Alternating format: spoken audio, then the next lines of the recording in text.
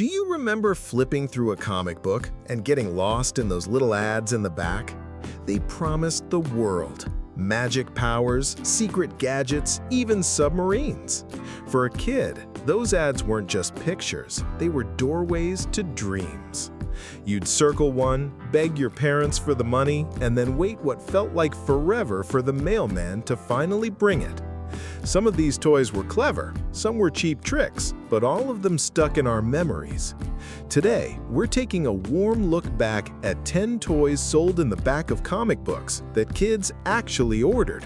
Every kid knew about these. The ad showed a boy staring through his glasses at someone's bones, or maybe even under clothes. Of course, the truth was less exciting. The lenses had little feather patterns that created a blurry double vision, which sort of looked like you were seeing through things. Most kids were a little let down, but the fun was in the idea. Even now, just saying X-ray specs brings a smile. Nothing fired up a child's imagination like sea monkeys. The ad showed a happy little family of underwater creatures smiling and waving. What actually arrived were tiny brine shrimp, barely visible unless she held the jar to the light. Still, kids loved the magic of pouring in the powder and watching life appear from nothing. Even if they didn't look like the cartoon drawings, they were alive, and that was enough. This one wasn't a toy, but it was unforgettable. The ad told the story of the 97-pound weakling who got sand kicked in his face, then turned into a muscle man thanks to Charles Atlas.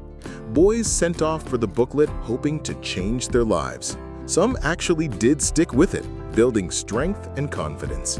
Over time, gyms and new workout trends took over, but those comic book ads made Atlas a legend. Imagine being a kid and reading that you could own your very own submarine for under $7.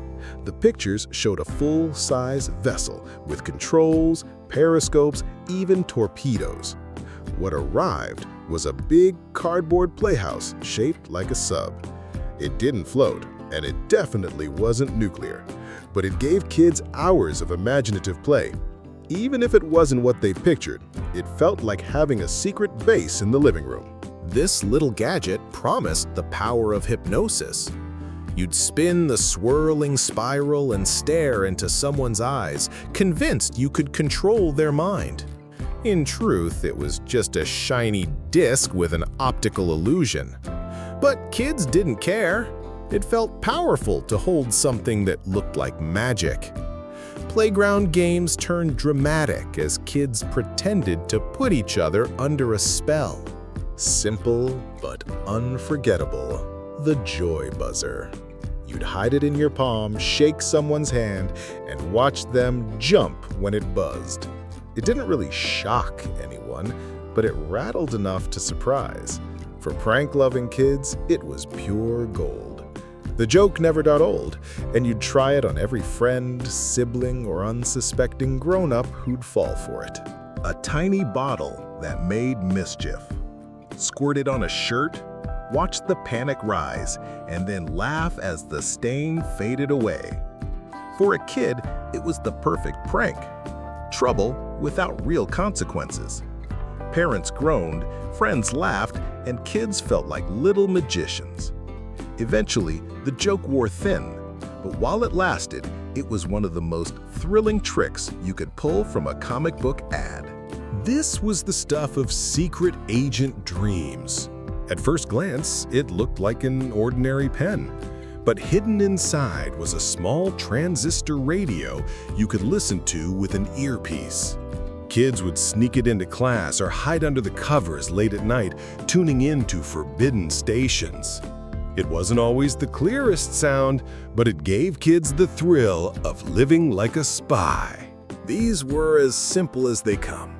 Thin sheets of balsa wood you'd slot together into a plane.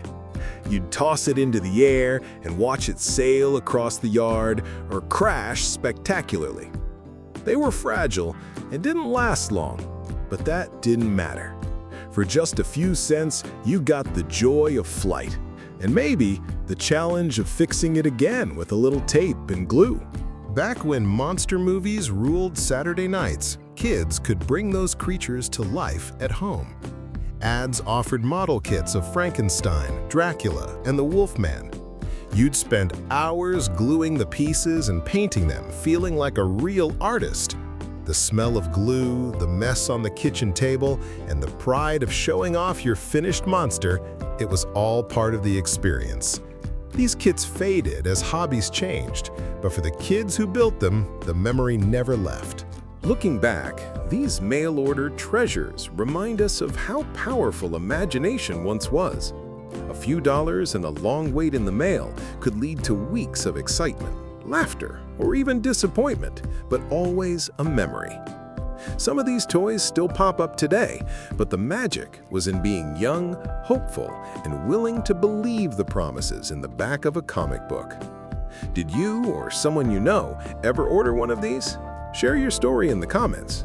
And if you enjoyed this trip down memory lane, don't forget to like, subscribe, and join us next time as we revisit more forgotten pieces of the past.